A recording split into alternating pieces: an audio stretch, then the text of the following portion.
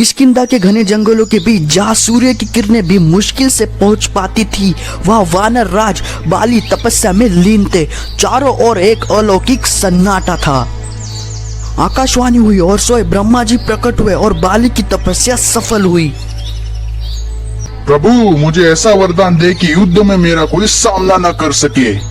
तथास्तु, जो भी शत्रु तुम्हारे सामने युद्ध के लिए आएगा उसका आधा बल तुम्हारे शरीर में समा जाएगा, तुम अजय रहोगे। इस वरदान के साथ बाली का पराक्रम 7वें आसमान पर पहुंच गया।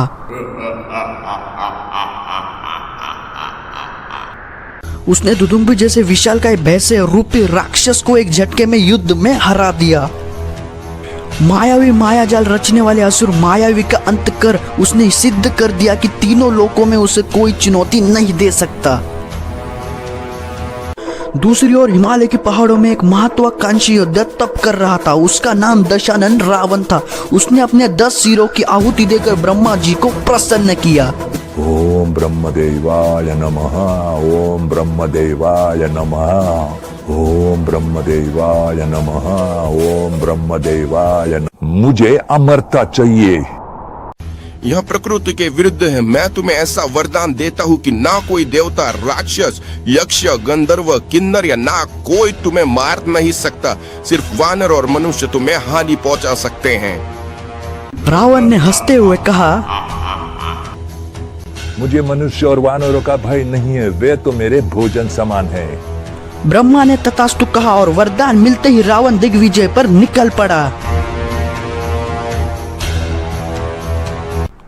उसने इंद्र को हराकर स्वर्ग पर कब्जा किया। उसने नागों और दैत्यों को अपने अधीन किया। यहाँ तक कि काल के देवता यमराज को भी रावण के सामने पीछे हटना पड़ा।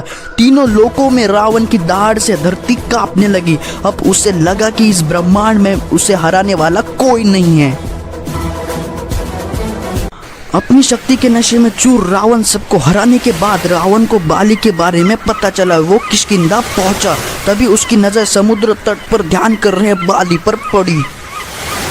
हे वानर, मैं त्रिलोक विजेता रावण हूँ। मुझसे युद्ध कर या मेरी दास्ता स्वीकार कर। बाली ने आंखें नहीं खोली। इससे रावण का क्रोध भड़क उठा। उसने बाली को पीछे से पकड़ने की कोशिश की।